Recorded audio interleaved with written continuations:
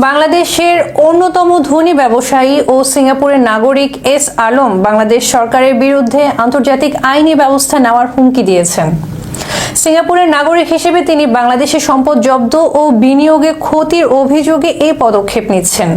যুক্তরাষ্ট্রভিত্তিক আইনি প্রতিষ্ঠান Quinn Emanuel R কুহার্ট and সুলিভানের মাধ্যমে 18 ডিসেম্বর অন্তর্বর্তী সরকারের প্রধান উপদেষ্টা ডক্টর মোহাম্মদ ইউনুস ও তার উপদেষ্টাদের কাছে পাঠানো এক চিঠিতে এই হুমকি দেওয়া হয়। মার্কিন নিরাপত্তা উপদেষ্টা জ্যাক সুলিভান আমাদের প্রধান উপদেষ্টা ডক্টর মোহাম্মদ ইউনুসের কাছে ফোন দিয়েছেন। তাদের দুজনের মাঝে বেশ কিছুক্ষণ ফোন আলাপ হয়েছে, কিন্তু কেন জ্যাক সুলিভান হঠাৎ করে আমাদের প্রধান উপদেষ্টাকে ফোন দিলেন? তাদের মধ্যে যে কথাবার্তা হয়েছে সেসব নিয়ে হোয়াইট হাউসের পক্ষ থেকে একটি বিবৃতিও দেওয়া হয়েছে। হোয়াইট হাউসের এই বিবৃতিতে খুব স্বাভাবিকভাবে যে ভাষাগুলো থাকার কথা সেগুলোই রয়েছে। দুই দেশের স্বার্থ সংশ্লিষ্ট বিষয়ে কথা হয়েছে। নির্বাচনের তারিখ ঘোষণার জন্য প্রধান উপদেষ্টাকে ধন্যবাদ জানানো হয়েছে। গণতান্ত্রিক প্রক্রিয়া নিয়ে কথা হয়েছে এবং খুবই সিগনিফিকেন্টলি সেখানে জ্যাক সুলিভান বাংলাদেশের সব ধর্ম বর্ণ নির্বিশেষে সবার মানবাধিকার সুরক্ষার জন্য কথা বলেছেন। জ্যাক সুলিভানের এই ফোনটি কি আমাদের প্রধান উপদেষ্টার উপরে কোনো প্রকার চাপ প্রয়োগ করলো? বর্তমান সরকার ডক্টর মোহাম্মদ ইউনূসকে চাপে ফেলেছে আন্তর্জাতিকভাবে। কিভাবে চাপে ফেলেছে সেটা জানবো আজকের এই নিউজ থেকে। প্রথমে দেখবো আমরা এস আলমের সম্পদ জব্দ নিয়ে সরকারের বিরুদ্ধে আন্তর্জাতিক আইনি পদক্ষেপের হুমকি, এই বিষয় নিয়ে তথ্য দেখবো। পরে আমরা দেখবো জ্যাক সুলিভানের ফোন ডক্টর মোহাম্মদ ইউনূসকে, এই ফোন করে ডক্টর মোহাম্মদ ইউনূসকে কি চাপে ফেলেছে, এই বিষয়ের উপর আজকের এই নিউজটি সম্পূর্ণ নিউজটি দেখবেন। আর এই ভিডিওটি লাইক করে শেয়ার করে দিবেন। কথা বাড়াবো না, চলে যাব ভিডিওতে। বাংলাদেশের অন্যতম ধনী ব্যবসায়ী ও সিঙ্গাপুরের নাগরিক এস আলম বাংলাদেশ সরকারের বিরুদ্ধে আন্তর্জাতিক আইনি ব্যবস্থা নেওয়ার হুমকি দিয়েছেন। সিঙ্গাপুরের নাগরিক হিসেবে তিনি বাংলাদেশের সম্পদ জব্দ ও বিনিয়োগে ক্ষতির অভিযোগে এই পদক্ষেপ নিচ্ছেন।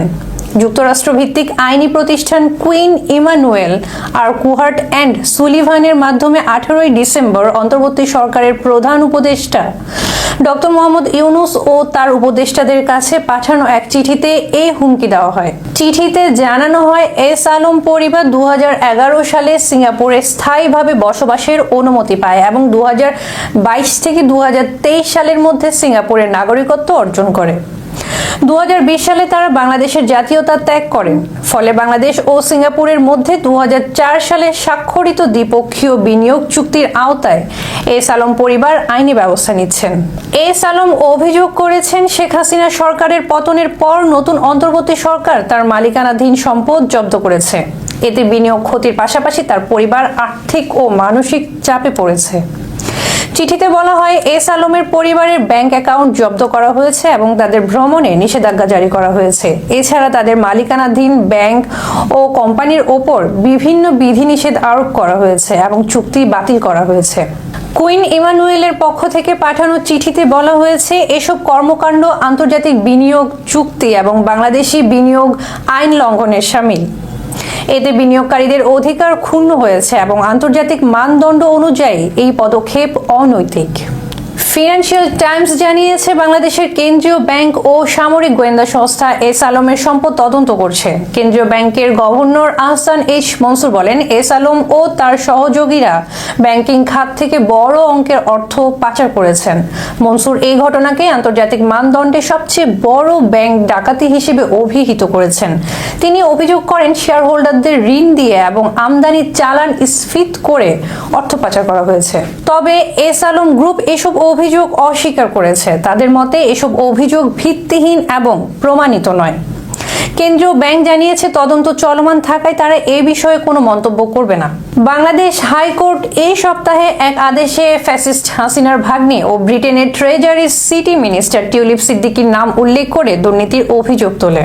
বলা হয়, তার পরিবার $500 কোটি আত্মসাৎ করেছে। তবে টিউলিপ এই অভিযোগ প্রত্যাখ্যান করেছেন। ব্রিটিশ সরকারের পক্ষ থেকে জানানো হয়েছে, এই বিষয়ে তিনি কোনো ধরনের জড়িত থাকার অভিযোগ অস্বীকার করেছেন। এস আলমের চিঠিতে আন্তর্জাতিক বিনিয়োগ চুক্তির লঙ্ঘন উল্লেখ করে বিরোধ নিষ্পত্তির আহ্বান জানানো হয়েছে। চিঠিতে বলা হয়েছে 6 মাসের মধ্যে সমাধান না হলে আন্তর্জাতিক আরবিট্রেশন আদালতে মামলা করা হবে। বিশেষজ্ঞরা মনে করছেন এই আইনি প্রক্রিয়া বাংলাদেশ সরকারের জন্য বড় চ্যালেঞ্জ হতে পারে। বাংলাদেশে এস আলমের সম্পদ জব্দ এবং বিনিয়োগ ক্ষতির অভিযোগ দেশীয় ও আন্তর্জাতিক মহলে ব্যাপক আলোড়ন তুলেছে। এই বিরোধ শুধু আর্থিক নয়, বরং দেশের সামগ্রিক বিনিয়োগ পরিস্থিতির ওপর গভীর প্রভাব ফেলতে পারে। অন্তর্বর্তী সরকার বিষয়টি সুরাহা করতে আন্তর্জাতিক আইন মেনে চলার প্রতিশ্রুতি দিলেও ভবিষ্যৎ পরিস্থিতি নির্ভর করবে তদন্ত ও আইনি প্রক্রিয়ার উপর। মার্কিন নিরাপত্তা উপদেষ্টা জ্যাক সুলিভান আমাদের প্রধান উপদেষ্টা ডক্টর মোহাম্মদ ইউনূসের কাছে ফোন দিয়েছেন। তাদের দুজনের মাঝে বেশ কিছুক্ষণ ফোন আলাপ হয়েছে। কিন্তু কেন জ্যাক সুলিভান হঠাৎ করে আমাদের প্রধান উপদেষ্টাকে ফোন দিলেন? তাদের মধ্যে যে কথাবার্তা হয়েছে সেসব নিয়েও হোয়াইট হাউসের পক্ষ থেকে একটি বিবৃতিও দেওয়া হয়েছে। হোয়াইট হাউসের এই বিবৃতিতে খুব স্বাভাবিকভাবে যে ভাষাগুলো থাকার কথা সেগুলোই রয়েছে। দুই দেশের স্বার্থ সংশ্লিষ্ট বিষয়ে কথা হয়েছে। নির্বাচনের তারিখ ঘোষণার জন্য প্রধান উপদেষ্টাকে ধন্যবাদ জানানো হয়েছে। গণতান্ত্রিক প্রক্রিয়া নিয়ে কথা হয়েছে এবং খুবই সিগনিফিকেন্টলি সেখানে জ্যাক সুলিভান বাংলাদেশের সব ধর্ম বর্ণ নির্বিশেষে সবার মানবাধিকার সুরক্ষার জন্য কথা বলেছেন। জ্যাক সুলিভানের এই ফোনটি কি আমাদের প্রধান উপদেষ্টার উপরে কোনো প্রকার চাপ প্রয়োগ করলো? এবং একই সঙ্গে প্রশ্ন উঠতে পারে যে অনেকেই ভাবতে পারেন জ্যাক সুলিভান তো মার্কিন নিরাপত্তা উপদেষ্টা, তিনি সরাসরি আমাদের প্রধান উপদেষ্টাকে ফোন করে কোনো ধরনের প্রোটোকল কি ভঙ্গ করলেন? প্রথমে এই বিষয়ে যদি বলতে হয় তাহলে আমি যতটুকু জানি যে হ্যাঁ, প্রধান উপদেষ্টাকে ফোন দিবেন, তিনি তো প্রধানমন্ত্রী পদমর্যাদার বা হেড অফ দ্য গভর্নমেন্ট। অনেকে মনে করতে পারেন যে তাকে তো সরকার প্রধানরাই ফোন দেবেন, অন্য দেশের বা অন্য কোনো রাষ্ট্রের রাষ্ট্রপ্রধানরাই ফোন দেবেন। জ্যাক সুলিভান তো সামান্য নিরাপত্তা উপদেষ্টা মার্কিন যুক্তরাষ্ট্রের, তিনি কেন ফোন দিবেন? আমাদের মনে রাখা দরকার যে জ্যাক সুলিভান হচ্ছেন সেই ব্যক্তি যিনি হোয়াইট হাউসের নিরাপত্তা উপদেষ্টার দায়িত্ব ঠিকই পালন করছেন, তবে তিনি কিন্তু হোয়াইট হাউসের দ্বিতীয় সর্বোচ্চ কর্তা ব্যক্তি। মার্কিন প্রেসিডেন্টের পরে তার অবস্থান। এবং এই জ্যাক সুলিভানকে নিশ্চয় আমাদের মনে ভুলে যাওয়ার কথা নয়। 7 জানুয়ারি নির্বাচনের আগে সম্ভবত 2023-এর সেপ্টেম্বরের দিকে যখন সাবেক প্রধানমন্ত্রী শেখ হাসিনা যুক্তরাষ্ট্রে গিয়েছিলেন জাতিসংঘের একটি অধিবেশনে যোগ দেওয়ার জন্য, সেখানে তখনকার তো নানান ধরনের কাহিনী আমাদের জানা আছে। জ্যাক সুলিভানের সঙ্গে বাংলাদেশের হাই কমিশন, বাংলাদেশের দূতাবাসে বসে আমাদের প্রধানমন্ত্রীর সঙ্গে একান্তে বৈঠক হয়েছিল, সাবেক প্রধানমন্ত্রীর সঙ্গে একান্তে বৈঠক হয়েছিল এবং সেই বৈঠকে অনেক স্পর্শকাতর বিষয় আলোচনা হয়েছিল। তখন শোনা গিয়েছিল যে সজীব ওয়াজেদ জয়ের বিরুদ্ধে যে অভিযোগগুলো রয়েছে বা তার যে বিপুল অর্থ যুক্তরাষ্ট্রে রয়েছে সেগুলো জব্দ করা হয়েছে, তার বিরুদ্ধে মামলা হয়েছে, সেইগুলো থেকে তাকে মুক্ত করার জন্য তাকে জেলে নেওয়া হতে পারে। এইগুলোর বিনিময়ে যুক্তরাষ্ট্র কি চায় সেটি সাবেক প্রধানমন্ত্রী মেনে নিতে চান, এরকম নানান ধরনের কাহিনী বা কথাবার্তা তখন ঘটেছিল। আমি শুধু একটু মনে করিয়ে দিলাম এই কারণে যে এই সেই জ্যাক সুলিভান আমাদের প্রধান উপদেষ্টাকে ফোন দিতেই পারেন, এতে প্রোটোকল ভঙ্গ করার কিছু নেই। যেহেতু তিনি হোয়াইট হাউসের দ্বিতীয় সর্বোচ্চ প্রধান ব্যক্তি, তার পদমর্যাদা নিশ্চয়ই অন্য জায়গায়। এবং এটাও সত্য কথা যে তৃতীয় কোনো রাষ্ট্রের সরকার প্রধান বা রাষ্ট্রপ্রধানকে তো মার্কিন যুক্তরাষ্ট্রের মতন প্রেসিডেন্ট বা সরকার প্রধান তারা সরাসরি যে সবসময় ফোন দিবেন এমন সময় তাদের থাকার কথাও নয়, এবং সেটি না হওয়াটাও অস্বাভাবিক কিছু নয়। এদিক থেকে কোনো প্রকার প্রোটোকল ভঙ্গ হয়নি বলে আমি মনে করি। আর দ্বিতীয়ত হচ্ছে যে প্রধান উপদেষ্টাকে চাপের মুখে ফেললেন কিনা। ভারত বাংলাদেশের সংখ্যালঘু নির্যাতনের যে অভিযোগ নিয়ে অপপ্রচার চালিয়ে আসছে গত 4.5 মাস ধরে, এটা তো সত্য কথা। তারা অনেক ক্ষেত্রে মোটামুটি একটা সারা বিশ্বে একটা মেসেজ পৌঁছে যেতে পেরেছে, সেটি রং হোক, মিস ইনফরমেশন হোক, ডিস ইনফরমেশন হোক, যেভাবেই হোক কেউ এটি গিলেছে। এবং যুক্তরাষ্ট্রের হিন্দু কমিউনিটি তারা তো ঘোষণা দিয়েই দিয়েছিল যে বাংলাদেশে মার্কিন নিষেধাজ্ঞার জন্য তারা চেষ্টা চালাবে এবং কংগ্রেসে তারা এই প্রস্তাব তুলে ধরবে। সেটি হয়তো তারা অনেক দূরে গিয়েছে এবং তাদের এই প্রচারণা থেকেই আমার ধারণা জ্যাক সুলিভান আমাদের প্রধান উপদেষ্টাকে ফোন দিয়ে এই মেসেজটি দেওয়ার চেষ্টা করেছেন। এটি একেবারে হালকাভাবে নিচ্ছি আমি ব্যক্তিগতভাবে সেটি যেমন নয়, আবার যে খুব বেশি চাপের মুখে ফেলেছে তাও নয়। এর ব্যাখ্যায় শুধু এটুকুই বলা যেতে পারে যে আগামী 20 জানুয়ারি ডোনাল্ড ট্রাম্প তিনি হোয়াইট হাউসে প্রবেশ করতে যাচ্ছেন। খুব স্বাভাবিকভাবেই বাইডেন প্রশাসনের অনেক কিছুই অদলবদল হবে। সেই জায়গা থেকে আমাদের প্রধান উপদেষ্টা বা বর্তমান সরকারের সঙ্গে মার্কিন প্রশাসনের কি সম্পর্ক হবে সেটির দিকে তো আমরা অধীর আগ্রহে তাকিয়ে আছি। সেখান থেকে একটি সিগন্যাল জ্যাক সুলিভানের পক্ষ থেকে যে আমরা পাশে আছি, তবে কোথাও যদি গলদ থাকে সেগুলো তোমাদের সংশোধন করা উচিত। তার মানে এই না যে তারা সংখ্যালঘু নির্যাতনের বিষয়টি খুব ভালোভাবে গিলেছে এবং ভারতও যে এই জায়গা থেকে এখনো পর্যন্ত পিছু হটেছে তা নয়, তবে তাদের যে অস্ত্র হিন্দু অস্ত্র সেটি খানিকটা ভোতা হয়েছে।